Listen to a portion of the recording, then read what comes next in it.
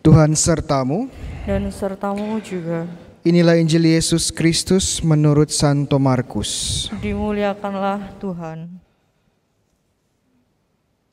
Sekali peristiwa Yesus bersabda kepada murid-muridnya, "Hati-hatilah dan berjaga-jagalah, sebab kamu tidak tahu bila mana waktunya tiba." Ibaratnya seperti seorang yang bepergian, yang meninggalkan rumahnya dan menyerahkan tanggung jawab kepada hamba-hambanya, masing-masing sesuai dengan tugasnya, dan memerintahkan supaya penunggu pintu berjaga-jaga.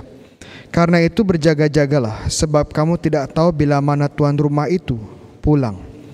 Menjelang malam atau tengah malam, atau larut malam atau pagi-pagi buta. Hal ini kukatakan supaya kalau ia tiba-tiba datang, jangan sampai kamu didapatinya sedang tidur. Apa yang kukatakan kepada kamu, kukatakan kepada semua orang. Berjaga-jagalah. Demikianlah Injil Tuhan. Terpujilah Kristus. Saudara-saudara yang terkasih, kita memasuki minggu Advent yang pertama. Jadi kita mulai masa Advent. Dan minggu Advent pertama ini adalah juga dikenal sebagai tahun baru liturgi gereja. Ya, tahun baru liturgi gereja. Dan jadi selamat tahun baru kepada kita semua. Ya, bisa disapa kanan kirinya, selamat tahun baru ya. Yang ada di sini maupun di rumah, selamat tahun baru ya. Ada yang tahu ini tahun liturgi apa? Ya, ini tahun apa? Tahun baru ya, tahun apa? Saya ada tebak-tebakan ya. Kalau jawabannya benar, hadiahnya apa? Pisang. Ya, tepat sekali. Saya kasih pilihan, ini tahun apa ya? Pertama, sekarang ini apakah A, tahun kuda? Ya. Ada yang mukanya mirip kuda di sini ya. B, tahun saya masih jomblo. Masih ada yang jomblo? Ya. Atau C, tahun Markus. Kira-kira jawaban yang benar mana? Tahun Markus ya. Kenapa disebut tahun Markus?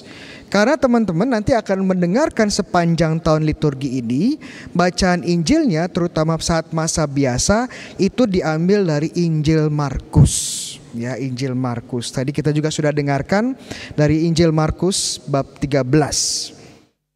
Sering juga disebut sebagai tahun liturgi B, tahun Markus. Karena kemarin itu tahun liturgi apa? Liturgi A, tahunnya Matius ya, tahunnya Matius. Kebanyakan bacaan Injilnya dari Matius. Dan tahun depannya lagi ini tahun C. Ya, tahun C. Tahunnya siapa?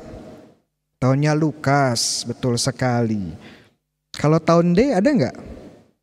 Nggak ada. Ya, kenapa? Yohanesnya nggak ada. Ya, karena Yohanesnya jalan-jalan ya, dicari susah ya, nggak. Yohanesnya ada di di masa Paskah kebanyakan. Ya, jadi kita masuk tahun B di mana fokusnya adalah Injil Markus. Ya, nanti kalau ikut misa saya kita akan terus bahas keunikan Injil Markus itu apa saja. Ya, jangan lupa ikut Bible study-nya Romo Bayu ya. Kita akan bahas Injil Markus itu apa uniknya, bedanya dengan Injil-Injil yang lain.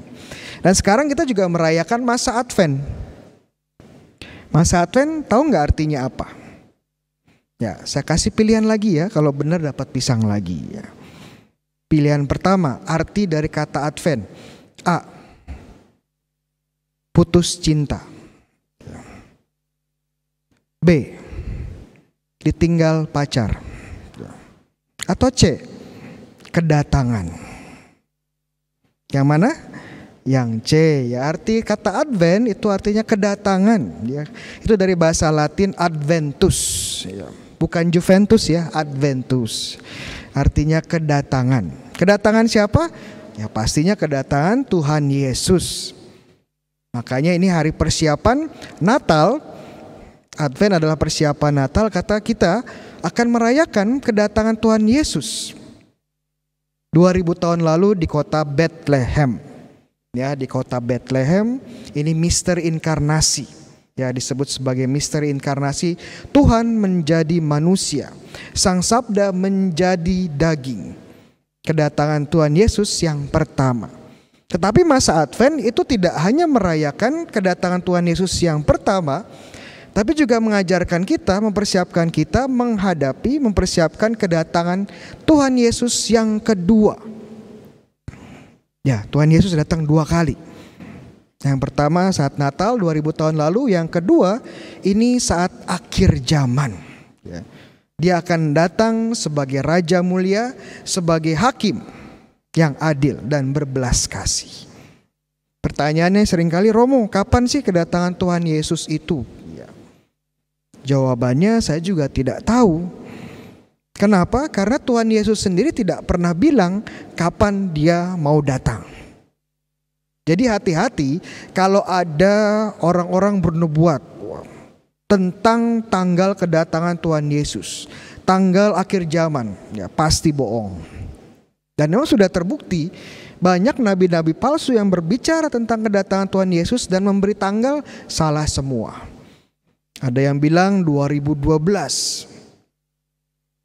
ada yang bilang tahun 2000, ada yang bilang tahun 2020 sekarang. Tapi kita masih ada tuh di sini. Ya. Tuhan Yesus saja tidak memberikan tanggal. Masa kita berani-beraninya ngasih tanggal? Ya. Dan ilustrasi yang digunakan Tuhan Yesus untuk kedatangannya kembali ini adalah ilustrasi atau perumpamaan tentang seorang tuan yang bepergian ke luar negeri.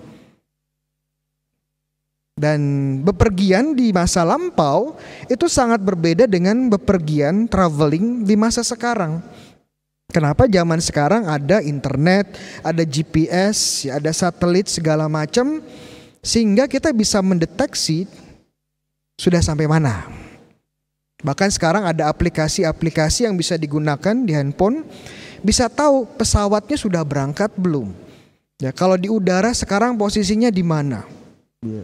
Sudah mendarat belum? Delay apa tidak?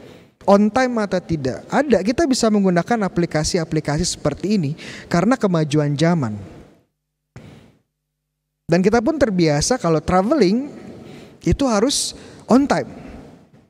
Naik pesawat jam 3 sore ya di airport setidaknya jam 2, jam 1 sudah di airport. Kita sudah terbiasa ya dengan on time ya, traveling dengan waktu yang tepat. Kedatangan dan kepergian dengan waktu yang tepat. Sangat biasa. Tetapi kalau kita kembali zaman Tuhannya Yesus, ini sangat berbeda. Tidak ada internet, tidak ada GPS, ya. Listrik saja nggak ada, ya. Jadi kita nggak tahu kapan Sang Tuhan akan pulang. Jika dibayangkan perjalanan jauh, ya, perjalanan jauh, dan dia harus melewati sebuah lautan, ya, dia harus melewati lautan, berarti naik kapal. Nah, kadang-kadang mereka nggak tahu tiba-tiba ada badai dan mereka tidak bisa berangkat saat itu, harus menunggu berhari-hari di pelabuhan. Atau mereka lagi traveling, kemudian mereka terjebak di badai salju atau musim dingin. Mereka pun harus tinggal di tempat terdekat, penginapan terdekat bahkan berminggu-minggu. Jadi kita nggak tahu kapan pastinya seorang tuan ini akan kembali lagi. Pasti datang tapi nggak tahu. Ya, kita mungkin bisa belajar dari kisahnya Santo Paulus. Santo Paulus ini rasul bagi bangsa-bangsa dan dia memang suka traveling, ya, traveling. Ya, dari satu kota ke kota lain. Dan dia menceritakan di 2 Korintus 13 bahwa traveling ini sangat susah. Kadang-kadang dia diserang penyamun. Dipukuli penyamun. Kadang-kadang dia harus menderita dinginnya perjalanan karena dia berjalan di musim dingin. Dan kadang-kadang dia waktu naik kapal, kapalnya kadang-kadang karam. Ya. Dan pernah dia menceritakan dia terombang-ambing di lautan, ya, semalam suntuk. Betapa susahnya traveling zaman dulu. Dan belum tentu bisa diprediksi on time apa tidak. Dan ini ilustrasi inilah yang digunakan Tuhan Yesus bahwa dia akan datang. Tetapi kita tidak tahu kapan datangnya.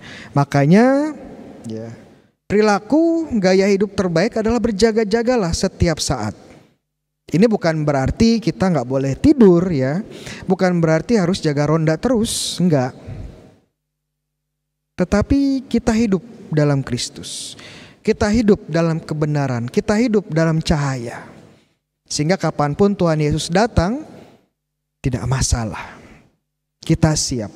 Dan inilah masa Advent yang mengajak kita untuk berjaga-jaga. Hai, orang Katolik, Tuhan pasti datang. Makanya berjaga-jagalah. Berjaga-jagalah. Kita beruntung ya kalau meninggal, sebelum meninggal kita menerima sakramen tobat dan pengurapan orang sakit. Kalau enggak, gimana? Dan kita belum siap. Wah, cilaka. Salah satu kebahagiaan saya sebagai Romo ya, Romo muda ya. Ya, saya masih muda ya, walaupun mukanya juga ya kelihatan boros ya, tapi saya masih muda ya. Adalah memberikan perminyakan. Dan kemarin saya baru memberikan perminyakan, ya puji Tuhan yang saya beri perminyakan hari ini meninggal ya. Kau puji Tuhan Romo. Ya, saya tahu jiwa ibu ini sekarang sudah bersama dengan Bapa di surga. Saya sudah membawa satu jiwa ke surga. Dan beruntung sekali ya, sangat diberkati ibu ini. Sebelum meninggal dia menerima sakramen. Nah, kalau kita tidak menerima sakramen bagaimana? Makanya berjaga-jaga selalu karena kita nggak tahu kapan Tuhan akan datang, kapan Tuhan akan memanggil. Selain itu, zaman ini juga adalah zaman yang kita hidup di zaman yang penuh kecemasan dan ketakutan. Ya, kita masih berjuang melawan pandemi COVID-19 dan virus kecil ini sudah membunuh ribuan orang dan sudah membuat banyak sekali orang mengalami kesulitan ekonomi. Dan virus ini mengubah pola interaksi kita sebagai manusia. Dulu yang biasa hari Minggu ke gereja 3 kali ya ada. Kayak minum obat ke gereja 3 kali ya. Sekarang gak bisa ke gereja. Dulu semangat masa Advent, masa Prapaskah untuk pergi ke gereja mengaku dosa. Sekarang pengakuan dosa susah. Dulu semangat pergi adorasi. Sekarang adorasi susah. Dulu kita bisa salaman, bisa saling peluk, bercengkrama, gak ada masalah. Sekarang harus jaga jarak. Selalu dicek. Ya. Jangan-jangan nanti kalau kita masuk surga, ya masuk surga, ketemu dengan siapa namanya? Santo Petrus ya, karena dia yang pegang kunci. Tapi sebelum masuk surga, Santo Petrus ngapain? Iya, ngecek suhu dulu ya, dicek dulu suhunya. Kalau terlalu panas gak cocok di surga. Ini pola yang tergantikan karena ada virus COVID-19 dan ini membuat kita cemas. Siapa tahu besok saya kena. Bisa jadi. Dan siapa tahu saya gak sembuh. Kita dipenuhi kecemasan di masa sekarang ini. Dan selain kecemasan dari pandemi corona, kita juga kadang-kadang cemas dengan berbagai hal ya. Tentang bencana alam, tentang perang nuklir yang mungkin terjadi, tentang pemanasan global. Dan mungkin yang sering nonton film Hollywood, cemas juga nanti kalau diserang oleh alien ya dari Mars. Atau ada zombie ya bangun menyerang kita. Ya. Penuh dengan kecemasan. Namun masa Advent ini mengatakan kepada kita jangan cemas, jangan takut karena Tuhan sudah datang dan Dia akan datang lagi. Dia yang berkuasa, Dia yang mengendalikan. God is in control. Jangan takut, jangan cemas. Mungkin saya akan menutup homili saya ini dengan mengajak teman-teman sedikit berefleksi dengan simbol dari masa Advent yang sangat khas ya. Simbolnya apa Romo? Simbolnya adalah lingkaran Advent. Ya. Tahu nggak sejarah lingkaran Advent itu seperti apa? Ya. Kadang-kadang ada yang bertanya, Romo, lingkaran Advent apakah boleh ya pohon daun cemara, daun pinusnya diganti dengan daun yang lain ya? Saya tanya mau diganti daun apa ya? Ya kebetulan di RM kan banyak pisang Romo, kenapa nggak diganti daun pisang ya? Saya bilang jangan ya. Kenapa? Nanti nggak kelihatan kayak lingkaran Advent. Nanti kelihatannya kayak lemper ya, bukan lingkaran Advent. Oke, sejarahnya bagaimana sih Romo? Ini sejarahnya berasal dari negara-negara Eropa Utara, di mana bulan Desember itu adalah musim dingin, musim salju. Ya, kita orang Indonesia tinggal di negara tropis, jadi tidak ada musim salju, musim dingin. Dan kita senang ya karena tinggal di negara panas, suka yang dingin-dingin ya. Orang Surabaya kalau weekend itu suka ke daerah dingin ya, ke daerah Batu gitu. Saya juga dari Bandung kalau weekend ke tempat yang lebih dingin, ke daerah Lembang ya, Tangkuban Perahu, karena pengen merasakan adem ayem, merasa dingin. Tapi kalau kita ke Eropa Utara, negara-negara di Eropa Utara pada bulan Desember ini musim salju dan dinginnya itu ajubileh ya, di bawah 0 derajat. Udah kayak masuk freezer. Coba masukin kepala ke freezer, 5 detik aja pusing. Ini orang-orang Eropa harus tinggal ya selama beberapa bulan di bawah 0 derajat. Dan mereka hanya melihat putihnya salju. Orang Indonesia senang ya lihat salju. Ya itu kalau 1-2 hari. Kalau sebulan lihat salju terus depresi. Nah ini yang dialami oleh orang-orang di Eropa Utara saat musim dingin Desember. Dan supaya mereka tidak depresi, supaya mereka tetap semangat hidupnya, maka mereka mencari tanda-tanda kehidupan dan pengharapan. Dan apa yang mereka temukan di sana? Mereka menemukan pohon cemara. Apa yang membuat pohon cemara berbeda dengan pohon-pohon yang lain? Pohon cemara itu daunnya selalu hijau sepanjang tahun. Walaupun tertutup oleh salju, tetap ada daunnya, tetap hijau. Pohon-pohon yang lain rontok dan kering, seperti mati, tetapi tidak daun cemara. Makanya sering disebut evergreen ya, selalu hijau sepanjang tahun. Dan mereka mengambil ini menjadi simbol sebagai pengharapan dan kehidupan. Bahkan di saat-saat masa-masa gelap dan kelam. Masa-masa di mana mereka tidak bisa melihat hal yang bisa diharapkan. Masa-masa buruk. Ya, sama dengan cahaya. Kenapa ada lilinnya? Kenapa ada cahayanya? Karena cahaya ini melambangkan Kristus tentunya. Ya, ini melambangkan kehidupan. Kalau kita terbiasa, kalau kita nyalain lilin siang-siang bolong, nggak akan terlihat lilinnya. Tapi kalau kita nyalakan saat gelap gulita, cahayanya luar biasa. Ya. Cahaya yang paling kecil sekalipun saat gelap akan terlihat luar biasa. Ini menjadi simbol pengharapan bagi orang-orang yang hidup dalam kegelapan dan kesulitan. Dan dalam masa Advent ini, saat kita melihat ya lingkaran Advent, kita juga diajak untuk memiliki pengharapan. Diajak untuk jangan takut. Diajak untuk selalu berjaga-jaga. Bahwa hal-hal yang terburuk sekalipun di dunia ini itu tidak memiliki kata akhir bagi kita. Selalu ada Yesus, selalu ada pengharapan.